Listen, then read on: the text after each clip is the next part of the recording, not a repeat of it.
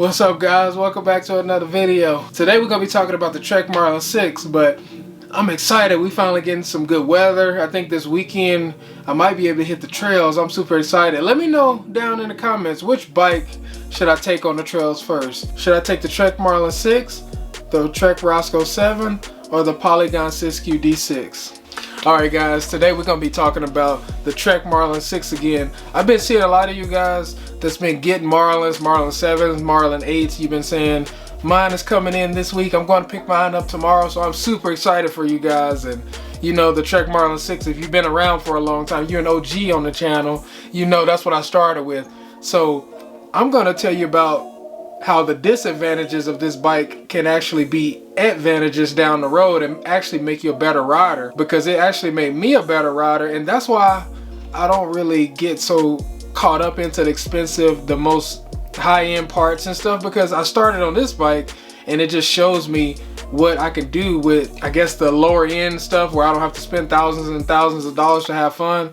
It depends on how you ride though. I don't do a lot of crazy stuff like I used to. I hurt myself a few times and I had enough. I do some risky stuff, but nothing too over the top like I used to. So I just wanted to tell you guys how the Trek Marlin 6 can actually make you a better rider. So most people with the Marlin, they usually start off riding street, light trails and stuff like that, but when you ride this bike enough, it makes you want to go on an actual trail. So once you hit the trail, once you got all the warm-up stuff out of the way, you ready to hit the trail, this bike is actually trail ready in my opinion. And some of the things that I feel like make you better as a rider, I mean, first of all, it's a hardtail, so I think hardtails make you a better rider in general, because if you can ride a hardtail on a mountain bike trail with techie stuff and get through it and feel good about it, once you get on the full suspension, it's gonna be like a cakewalk. Alright, so first I'm gonna start off with the seat. The seat is a quick release seat. It's not a dropper post. And you know, when you mountain bike, and if you ever had a dropper post or if you have one now, you know how important that is. The fact that this bike has a quick release, you gotta really know where you want to put that seat to where you could climb and be decently comfortable, but be able to descend and not have to keep moving the seat up and down. Kind of have it that middle ground, because you can't just pop it up and down like you can a dropper post. So that's one thing that I feel like will make you a better rider, because once you deal with the quick release for a while and then you get on the dropper post, you're gonna be like, oh man, this is a whole new world. That alone will make the mountain biking experience way better, no matter what kind of bike you own, to be honest. All right, now we're gonna talk about the quick releases, because it's got a quick release on the front and the back.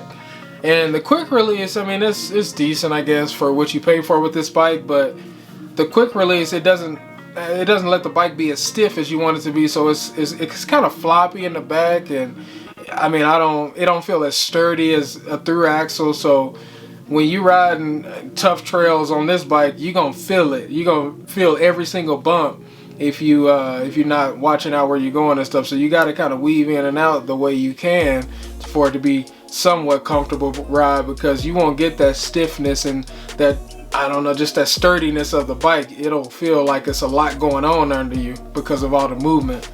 But you put up with that long enough and then you get on a bike with through axles, it's gonna be a whole nother story. You're gonna be like, oh dang, what? You're gonna appreciate this bike more, because you're gonna be like, oh man, this just made this bike so much easier. And it's just a whole lot of fun taking that next step towards those better parts. Now we're gonna talk about the fork. And like I said in a lot of my videos, I don't know anything about the degrees or the head angle and all that, so I talk just from strictly the riding experience. I don't get too deep into the tech. But let's get to the fork. The fork is only 100 millimeters of travel, and it doesn't have that much slack. So if you're going bombing down the hill real fast or bombing down the trail and you got a lot of speed, it's kind of tough to get through it, because it's a cross-country style bike and you don't got that slack head angle to help you go down.